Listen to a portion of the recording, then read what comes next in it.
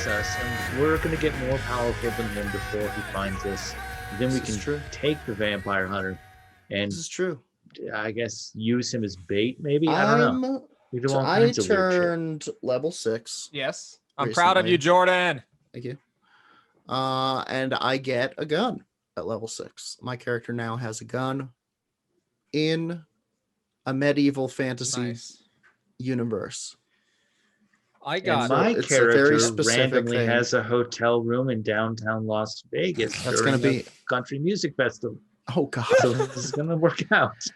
I was gonna say my character did something cool. I was touched by the Fae, and I got a intelligence point, and It's true. I had now know Misty Step and another cool ability. I'm But trying listen, to become guys. Strahd, but Nate's thing sounds cool. These nerds aren't here for this. These aren't this kind of You nerd. nerds are here for something else entirely, Different. and that's the paranormal. A much darker and unspoken of type of nerd, the under nerd, who seeks the truth beneath every crooked stone on the pathway of humanity.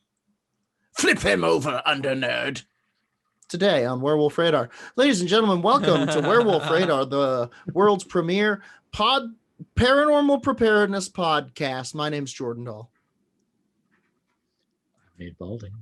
I am the silky voice of Roger Norquist.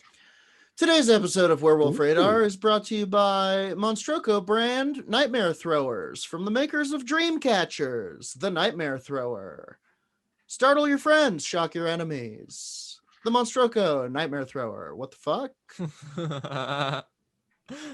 Finally, a sleep tool to attack your enemies. Or if somebody has like a dream catcher, now you can fight back against them if they've become too powerful. If their pleasant REM sleep starts to bother you, you can really get at them. Point one of these things there are really like hanging above someone's bed. And this is me, of course, not needing to learn more about a culture. Mm-hmm. But is there the anti-dream catcher that like a native witch? No, type dream catchers person were would- pretty much would use? invented in like the 70s to sell Okay, to so tourists. it's just a thing. Yeah, it's but not they're real. pretty cool. Well, But now there's a count. Monstroco has come out with the answer to the dream catcher, the Nightmare Thrower the Nightmare Thrower. from Monstroco. Defeat 70s foe carrying with the Nightmare Shooter. The Nightmare Thrower. It's a thrower. Shooter's Shoot, yeah, different. yeah, my Shooter bad. implies ballistic. Nightmare Shooter's a different guy. I want to talk to you guys today about, as a matter of fact, I want to do something that we haven't done in a while. Sure. I want to crack the Libris Monstrum Laviculi. Okay. The stupid damn. monster book. Shit. We're going to get a random monster from the book. So I'm going to go ahead and slide it out of its terrarium here. Easy now, Jordan. Be careful. Okay, Wear the glove. I got the glove on. And I'm going to open it up. Oh, got me. It got me. It got me. It got me just a little bit. God damn it. Now I wash have- that out I afterwards. have Don't forget. anti-venom. Okay. Fuck. Okay. Opened up the stupid monster book to a smoldering page. There's smoke coming off of it. It looks charred. We're gonna talk today about the NIger Firespitter. Whoa. Awesome. Yeah. I assume it's a fire elemental. The NIger Firespitter was a dinosaur/dragon-like creature reported in Arlit, Niger in 1984. It was found by local uranium miners who were then chased by the Firespitter to the town where it was shot by local army soldiers. Is this a kaiju situation? No. It did sound like it straight up, like a creature, like a dragon, a traditional dragon-like creature, probably like 2 stories, 3 stories tall, came after some people in the army. Thank God they were there this time. Put down this kaiju. Well, it isn't. No, as you'll find out, it is nowhere near kaiju size. Almost all information on the NIger Firespitter comes from a single email from a man whose servant had seen it. This makes almost the entire case only hearsay. You However, just blew my one mind fact- with email. I I thought know, this right? was an I was old to say, it's tale. 1984. 1984. Well, this happened later, I think. However, one fact that makes the story more believable is the description. The man who sent the email was well educated, but his servant wasn't. Once he drew the outline of brontosaur-like dinosaur and showed it to him, expecting either a yes, I saw this on the TV once, or no, sir. He was surprised, to say the least, when his servant answered, oh yes, I have seen this before in my home village. He later corrected him, saying that while it did have a long neck and tail, the head was more like a crocodile's or a caiman's. He also added that both of its feet were the same length and they were clawed, much how like a Spinosaurus's would potentially be described today. So they talk about this educated colonizer type guy as drawing a brontosaurus type figure. I assume with a crayon is how I picture it. Then going, you seen? Sure. And then the extremely Yes, erudite yes. servant was like, yeah, actually, a little bit different. Much like a caiman. Now it's Do you know what a caiman is? You know, it's a spectacled caiman. Description: reptilian with tough skin like that of an elephant, quote unquote. It had the color of the sand with small black and white spots. Spines started from the base of the neck, finished just before the tail. It had 4 legs with the same length. The feet were like that of an ostrich with big claws. Its tracks on the ground were like that of an ostrich. This is 1984. The eyewitness said it had a long neck and tail, but not as long as the brontosaur drawing. The tail is thick and very strong. The head was like a crocodile's head, but with big eyes. Big eyes may indicate it's a nocturnal or young creature. When attacked by soldiers, the creature retaliated by spitting fire at them while hunching and elevating its spines. The eyewitness indicates a height of 60 to 80 centimeters, which makes people think that it was just a baby. A month-long search was undertaken to search for its mother. Have you ever thought about biologically what it would take for an animal to spit fire? yeah, every day. Like it would need some sort of combustible oil gland, I guess. Yeah, And then it would need like 2 rocks in its organ as well to like create a spark, a flint spark, and then well, I mean, it would then shoot fire. Well, I mean, it would definitely need a gas bladder of some sort of flammable gas, which is not unheard of. No, that's believable. Sure. Matters.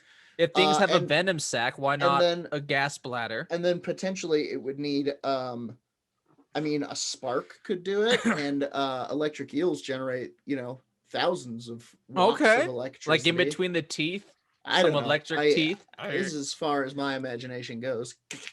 Yeah, I like that actually. If it could make a little spark in its mouth and then barf out the fire. point is, yes, this is a terrifying creature to me. So the sightings, as we know, there was one.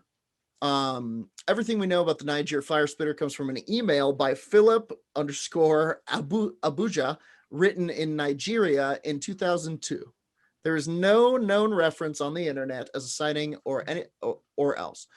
Below is a transcript of the email gained from the source. Okay, this is the email that was written. That is the entirety of the Niger Firespitter legend, more or less. I am living in Nigeria, and I often browse the web collecting articles on topics that I'm interested in. As an engineer and a Christian, I always thought that a Christian engineer, I'm building a car that runs on prayers and unrepentant boners. No. The sniper kills him. That's 2 grain. As an engineer and a Christian, I always thought a lot of what they taught us in schools does not make sense, specifically regarding geology, evolution, and timescales. Now, there's a lot of so stuff far. that, I mean, I'm not trying to say that, yes, the Earth was built 4,000 years ago, because the fucking walls of the Sphinx indicate that it might have been built 10,000 years ago. Dang. After reading about Supported these past by few weeks, Boston University professor I've been reading Robert a lot Schuck. about dinosaurs in several websites. This has never really been my cup of tea, and I do not have much knowledge about dinosaurs. After reading about various cave Sounds paintings, like a stone engravings, Person with and no dreams. clay I statuettes don't of like dinosaurs, dinosaurs. The fuck is wrong with you? I thought that maybe here in Africa, they may have traditions about them. Just in passing, I called my steward. He is a Tuareg from northern Niger.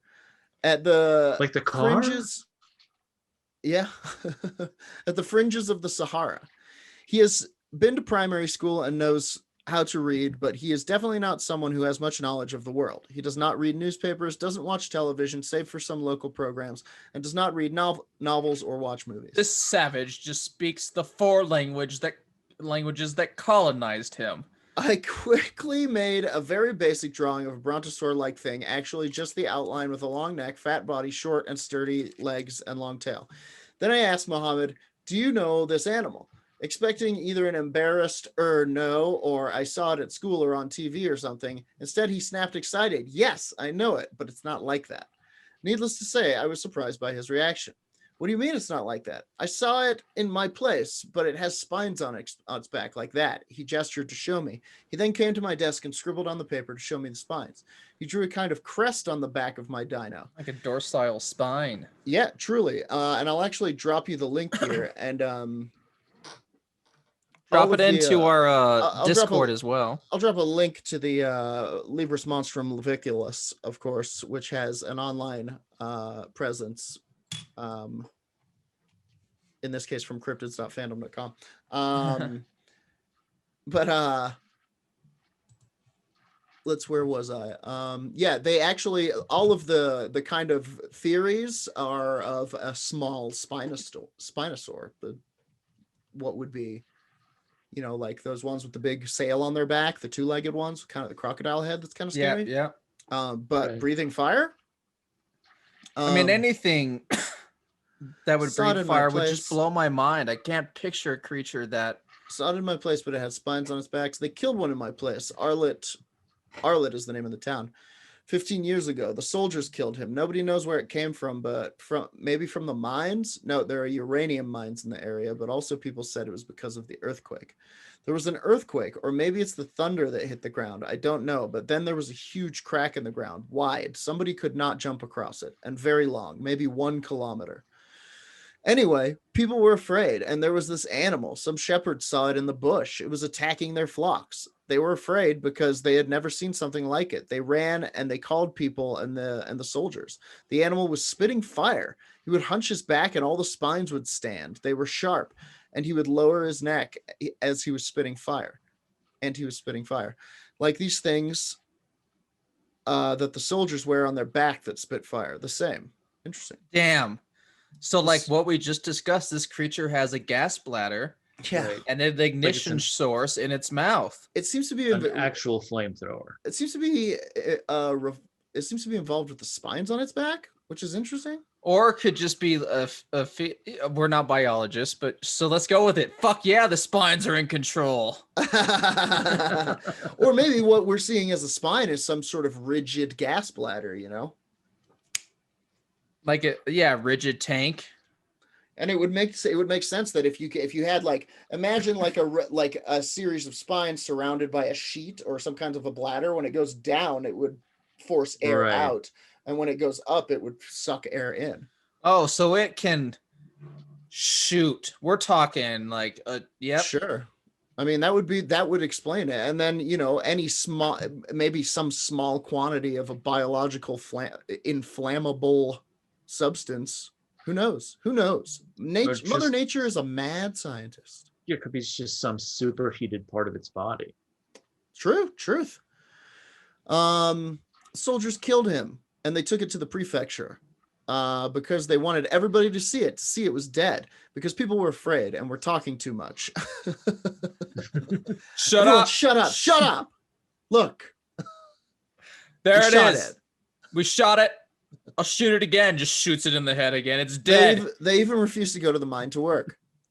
I saw it there with my eyes. Nobody had ever seen something like that. Then they started looking for the mother because they said that this one was small and there may be a mother around. They called the French people from the company. Note, one of the mining companies. And they said that they knew the animal, but that this was not possible, that he did not exist in Africa. one of them took a lot of pictures. I knew him, and he told me that this animal was laying eggs like a chicken, and that he would sit on top and hatch. They looked all over the place, in the bush and in the Sahara, maybe for 1 month, but they did not find anything after. After the soldiers even said, nothing. It's not a dinosaur. It's fine. After the soldiers even said it was forbidden to talk about it because people were restless about it. Some left the place, some refused to work, and the soldiers did not want unrest. Note, at the time, Niger was a military regime. It was more than I was more than surprised, and all along he was sounding so true, so sure of what he was saying that I asked him more details on the animal. Again, he was just telling them out as a first-person thing without the slightest hesitation and citing names of people who were there when this happened. I asked, how big was it? Not very big, like that. He gestured to show a height of about 60 to 80 centimeters, so like a mid-waist. This thing could torture nads if it wanted to. Ooh, my nads! Oh, my nads. And you don't have to be that big if you can breathe fire.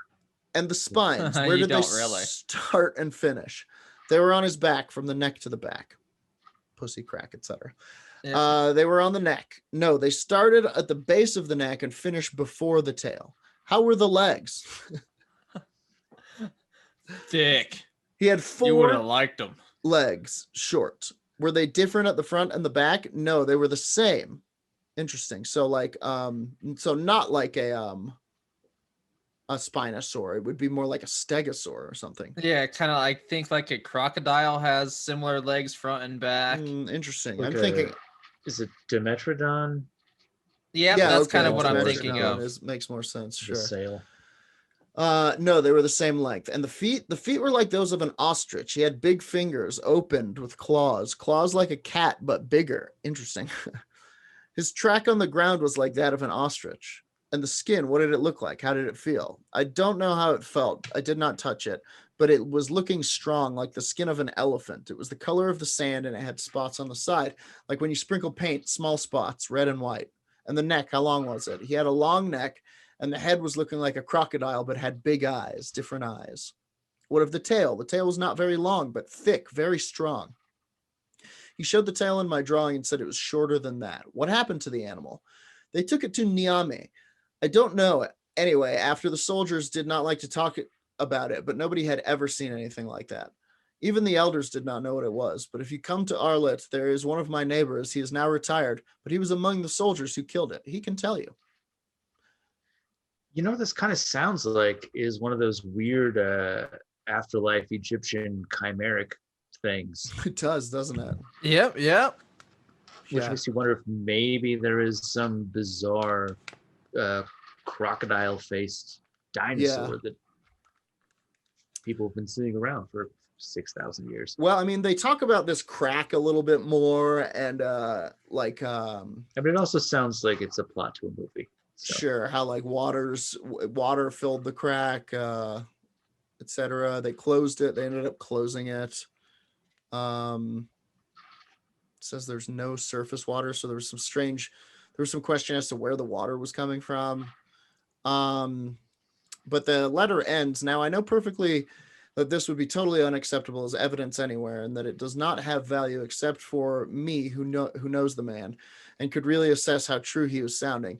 But I would like to know if the description of the animal corresponds to any known dinosaur, and if there is any report of the same story by somebody else. According to Muhammad, this happened in 1984, and engineers from Cominac uranium mining company saw the animal. I wouldn't mind to go out for some days and spend some days in Arlet to find out more about the whole thing. Too many things are mentioned that can be verified, like the occurrence of a fault in the uranium mining area and the great number of witnesses. Of course, this could possibly be a hoax. There's no proof other than this email, this story. Their possible explanations are crocodile, fire spitting crocodile.